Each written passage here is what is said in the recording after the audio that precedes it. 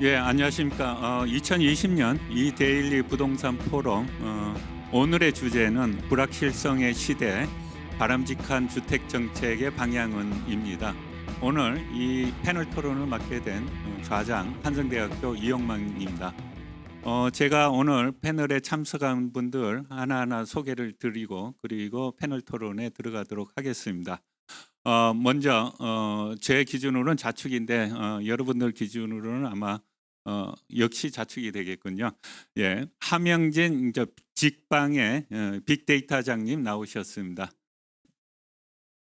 예, 그 다음에 미래에셋 대우의 이광수 연구위원님 나오셨습니다. 그 다음에 신반포 1차 재건축 조합의 한영기 조합장님 나오셨습니다. 그 다음에 국토교통부 주택정책을 총괄하고 있는 주택정책과의 최민석 사무관님 나오셨습니다. 예, 그러면 먼저 첫 번째 주제에 대해서 제가 차례대로 여쭤보도록 하겠습니다. 현재의 주택시장과 향후 주택시장이 어떤 방향으로 흘러갈 거라고 예상을 하시는지 함영진 직방의 빅데이터 랩장으로부터 먼저 얘기를 들어보도록 하겠습니다. 예. 네. 안녕하세요. 직방 빅데이터 랩장 함영진입니다. 코로나19가 팬데믹 선언이 된 게 지난 이제 3월 10일 경이었던 것으로 보여집니다.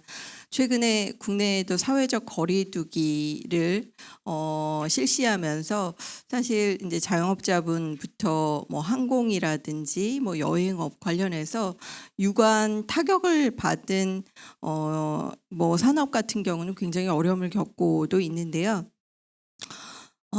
부동산 시장도 일정 부분 이제 자산 상품 중에 하나이기 때문에 역시 코로나19의 영향력에서 제외될 수는 없을 것으로 보여집니다. 여기에 이제 가격적인 부분에 영향을 미치는 것은 역시 이제 거래량일 수밖에 없을 것으로 보여지는데요. 무엇보다도 아파트의 거래량 감소세가 상당히 뚜렷합니다. 직방에서 이제 계약일 기준으로 그 아파트의 매매 거래량을 살펴보면 이제 3월 전국 아파트 매매 거래량이 2월보다 무려 42%나 급감했습니다. 예를 들어서 지난 2월에는 전국적으로 한 8만 건 정도가 주택이 매매 거래, 특히 아파트가 거래됐다면 3월 들어서는 한 4만 7천 건으로 거래 감소세가 상대적으로 뚜렷한 편입니다. 그리고 이 가액대별 거래 비중을 살펴보면 주로 충격은 이제 9억 원 초고가 주택, 15억 원 이상 초고가 주택 위주로 거래 감소세가 상당히 뚜렷한 편이라고 할 수 있는데요. 예를 들어서 이제 9억 원 초과의 고가 주택의 거래 시장 같은 경우는 지난해 연말 같은 경우는 한 4.4% 정도 거래가 됐다면 최근에는 그 거래 비중이 3월에는 1.8% 정도로 감소를 하고요. 전반적인 거래량 감소 속에서 중대형의 거래량 감소가 또 크게 나타나고 있고 상대적으로 불효불급한 시세 차익 목적이나 자본이득 목적의 거래는 코로나19 이후에 급격히 감소하는 것들을 체감할 수 있을 것이라고 보여집니다. 그래서 실제 3월의 계약일 기준의 아파트 매매 거래의 66%는 주로 이제 3억 원 이하의 중소형 주택, 실수요자 위주의 주택의 거래만 살아남아 있는 상황이기 때문에 전반적인 올해 상반기, 특히 이제 1분기의 주택 시장은 고가 주택의 거래량 감소가 1월 이후부터 2월, 3월에 거쳐서 꾸준하게 이어지고 있고요. 반면에 실수 위주의 거래로 재편되고 있는 모습들이 뚜렷한 편입니다. 근데 이제 문제는 이제 코로나19가 경기에 미치는 영향 같은 경우는 아마 1분기보다는 2분기에 더 클 것이라는 겁니다. 그래서 정부가 발표하는 수출 지표라든지 그리고 산업 지표에서도 2분기가 훨씬 여러 가지 지표면에서도 악영향을 줄 영향이 많기 때문에 이런 부분으로 살펴보면 주택시장도 구매력이 점차 감소할 수밖에 없다고 보여지는데요. 아마 주택 시장도 2분기부터는 1분기에 비해서 매물의 출회량도 증가할 수 있다고 보여지고요. 특히 이제 경매 시장에 넘어오는 매각률이라든지 매각가율 같은 경우도 과거보다는 떨어질 확률이 높다고 보여집니다. 뭐 거래량이 둔화하고 경매로 넘어가는 매물들이 증가하게 된다면 확실히 가격도 일정 부분 약세는 이제 불가피할 것이라고 생각이 되는데요. 뭐 여러 가지 요인들이 있겠지만 2015년 이후부터 뭐 서울을 중심으로 한 수도권 지역이나 지방 광역시 지역들은 시중에 풀린 유동자금과 저금리의 영향에 따라서 가격이 꾸준하게 상승했기 때문에 가격의 상승 피로감도 누중돼 있는 상황입니다. 여기에 경기의 변동에 따라서 경기 위축이 본격화되며 거래량이 감소하게 되면 아무래도 올해 상반기 주택 시장은 가격 약세가 불가피할 것으로 보여집니다. 다만 이제 여기에서 조금 더 주목하실 부분들이 있는데요. 올해 1분기에 청약 경쟁률이 전년보다는 높게 나타나고 있고 수도권 지역에서 풍선 효과가 나타나던 지역들도 청약 경쟁률이 높게 동반되고 있는 상황입니다. 전반적으로 구축과 신축의 디커플링이 나타나고 있는 상황들을 생각했을 때 코로나19가 미치는 영향들이 결국에는 같은 지역 그리고 같은 아파트의 상품이지만 신축과 구축의 여부에 따라서 극명하게 시장 상황이 갈리고 있는데요. 뭐 이런 이유에는 여러 가지가 있을 수 있겠지만 미분양이 글로벌 금융위기 당시에 16만 호에 비해서 4만 호 정도로 안정적으로 유지되고 있다는 부분들, 그리고 청약 통장의 가입자가 2천만 명을 넘어서고 있다는 것들도 신축의 강세를 이어지게 만드는 요인이라고 보여집니다. 다만 이제 이런 부분들이 지속적으로 이어질 것인지 아니면 사실상 코로나19의 영향이 장기화되면서 신축도 전반적인 시장의 위축에 따라서 청약 경쟁률이라든지 청약 미달률 이런 부분에 악영향을 미칠 것인지는 조금 더 지켜볼 필요가 있기는 합니다만, 역시 이제 7월부터 분양가 상한제가 민간 택지에 본격화되기 시작하면 분양 시장의 선호들은 조금 더 이어질 것이라고 보여지기는 하는데요.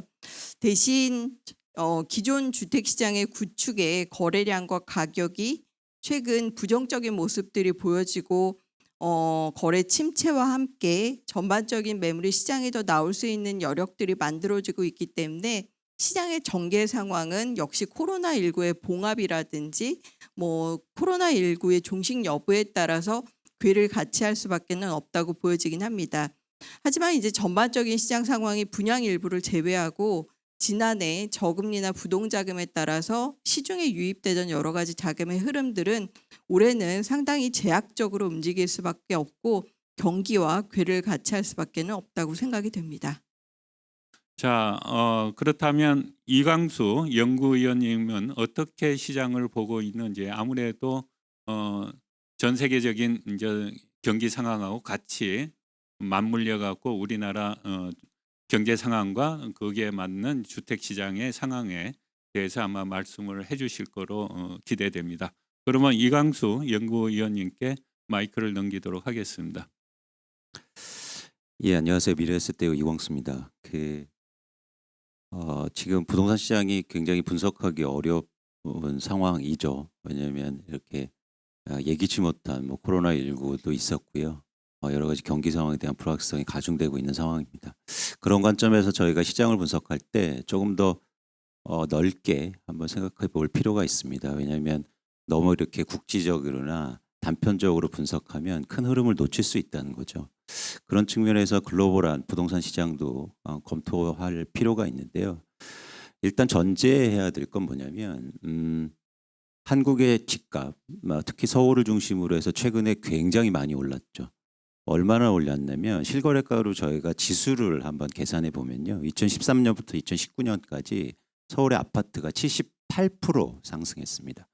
그러니까 거의 역대 최대 규모고요. 장기간에 오른 겁니다. 이렇게 얘기하면 매년 10%씩 오른 거거든요. 엄청난 거죠. 그리고 비단 서울뿐만 아니라 전국적으로도 거의 58% 정도 상승해서요.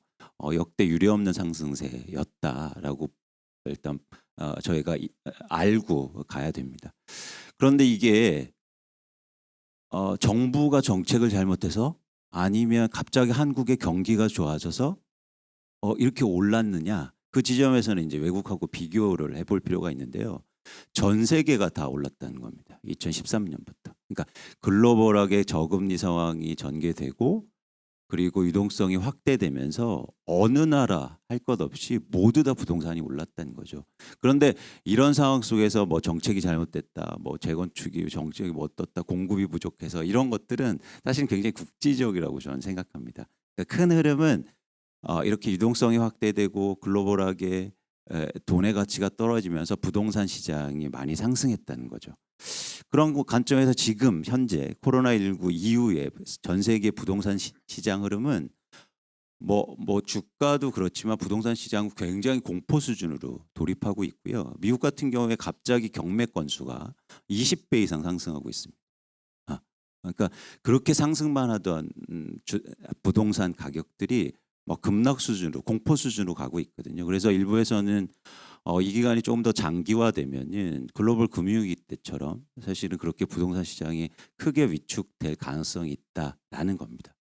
그런데 이런 어떤 변동폭, 결국엔 변화 기점은 물론 코로나19라든지 이런 불확성이 우려가 어떤 단초를 제공했지만 그 이면에는 뭐냐면 제가 얘기했듯이 많이 올랐기 때문에 이런 현상이 나타나는 거예요. 예를 들어서 한국의 집값이 많이 안 올랐으면, 미국의 집값이 많이 안 올랐으면 사실은 코로나19하고 강남 아파트하고 무슨 상관입니까? 그죠? 상관없죠. 그런데 항상 자산 시장에서나 이런 시장에서는 가격이 많이 올랐을 때 뭔가 부담이 커지고 변동폭이 커진다는 거예요. 그런 측면에서 굉장히 유의할 시점이고 앞으로의 방향성을 주의해야 한다는 겁니다. 특히 미국 같은 경우에는 한국보다 훨씬 더 부동산 시장이 좀 더 투자화돼 있고 투기화돼 있거든요. 예를 들어서 2013년부터 2019년까지 미국에서 주택을 가장 많이 산 데가 사모펀드입니다. 그러니까 뭐냐면 그만큼 돈의 가치가 떨어지니까 투자하는 자금들이 막 부동산 시장의 가격을 막 올린 거예요. 그런데 시장에 그렇게 해서 가격이 올랐는데 갑자기 경기가 안 좋으니까 막 팔아 제끼는 거죠. 왜냐하면 투자 목적으로 샀으니까. 그래서 제가 전제하고 싶은 거는 가격이 많이 올랐다. 그래서 어떻게든 변동성은 커질 거고 그런 것들을 과연 저희가 대비할 만한, 준비할 만한 그리고 어떤 정책적이 필요한가 이런 것들이 얘기가 돼야 된다는 겁니다. 그리고 또 한 가지 이제는 특히 한국의 시장에서 저희가 좀 고민해 볼 지점이 있는데요. 아까 한국건설산업연구원님께서 이제 시장에 대해서 말씀하실 때 정확하게 진단하셨죠. 현재 상황을 뭐라고 말씀하셨냐면 가격이 올랐다. 이유가 있다. 왜냐하면 투자하려는 사람들이 시장에 많았고 반면에 매물이 감소했다라고 말씀하셨죠. 그죠?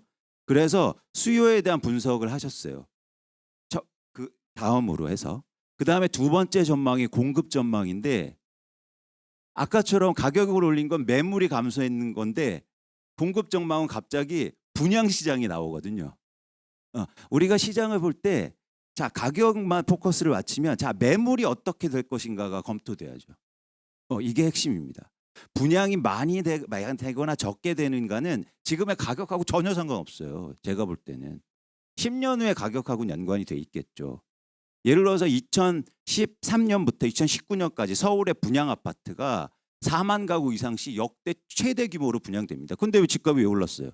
분양이 많이 됐는데.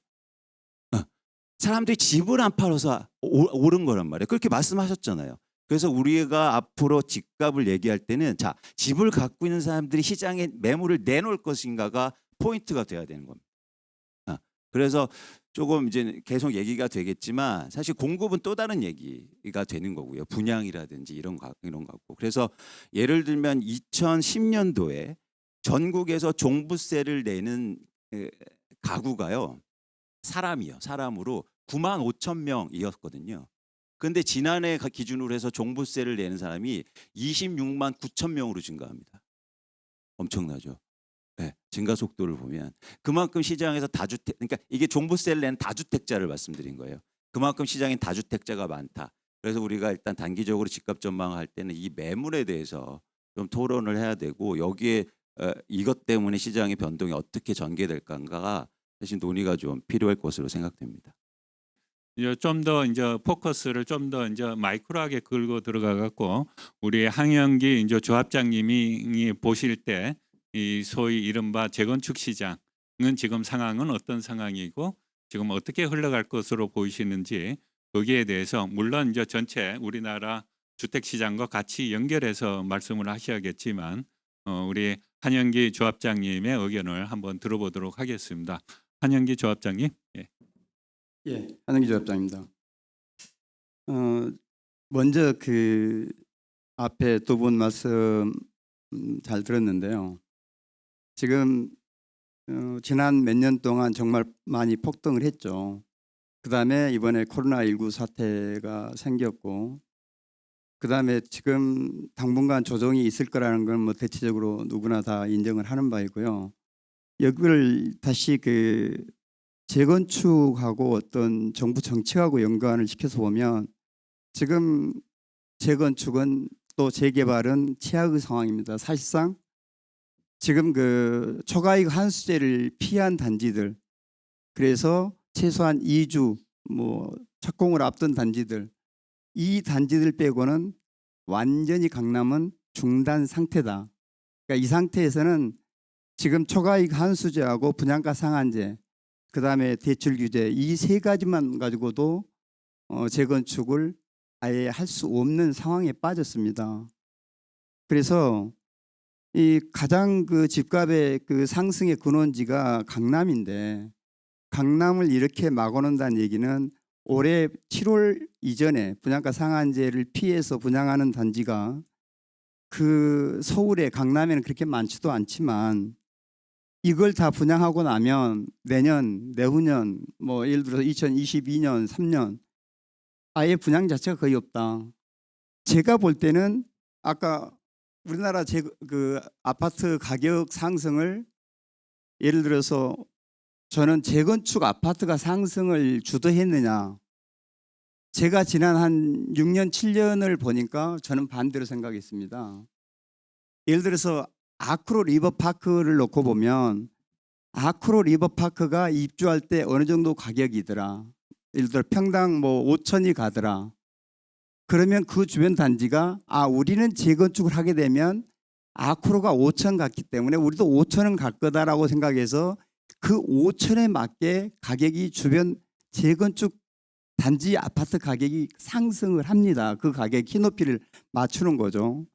그 다음에 아크로 리버파크가 6천, 7천, 8천 가면 그 주변의 재건축 가격은 그대로 1, 2개월 뒤에 따라 올라가는 현상. 저는 역으로 신축 아파트나 고급 그 수요가 몰리는 그런 아파트들이 가격을 선도했고 재건축 단지들이 그 뒤를 따라갔다. 예를 들어서 반포는 아크로가 있었다면 한남동 같은 경우는 이번에 한남 3구역이 상당히 주목을 받고 있지만 한남 더일이 예를 들어 거기는 뭐 평당 거기도 1억 가까이 간다. 한남동의 요지는. 그래서 한남 나인원 같은 경우도 결국은 6천 몇백만 원에도 분양을 안 하고 후분양으로 지금 임대 후분양으로 돌아섰는데 그런 거 과거 같으면 뭐 거의 그 수요층이 제한돼 있을 텐데 지금 성수동의 갤러리아 포레나 이런 것들이 성수동 그런 데를 상당히 거의 그 강남에 육박할 정도로 지금 따라붙게 하는 그런 현상을 불러온다. 그래서 이 강남의 재건축을 지금 예를 들어서 음마 아파트 같은 경우 의도적으로 아예 인허가 자체를 막아버려요. 아예 못하게 그냥 눌러버린단 말이죠. 이건 내가 볼 때는 뭔가 정책적으로 서울시가 잘못하고 있는 것 같다. 음마 아파트가 대한민국의 아파트 가격을 견인하고 있다라고 저는 생각하지 않습니다. 근데 이렇게 눌러버리면 정말 그 강남에 들어오고 싶은 사람들은 공급이 금년 7월 분양가 상한제 피하기 위해서 분양하는 이 수요 빼고는 이제는 아예 없다는 걸 누구나 알기 때문에 강남의 아크로 리버파크라든지 레미안 퍼스트지라든지 주요 신축 단지들은 정말 어느 정도 이게 그 코로나19 사태나 이런 여파가 지나가고 가격이 어느 정도 20, 30% 조정받았다고 생각한다면 그야말로 뭐 용수철처럼 튀어오를 수밖에 없는 그런 상황이 아닌가. 그래서 저는 재건축에 대한 어떤 규제는 이거는 좀 다시 다른 측면에서 좀 접근을 해야 되는 거 아닌가 이렇게 생각합니다.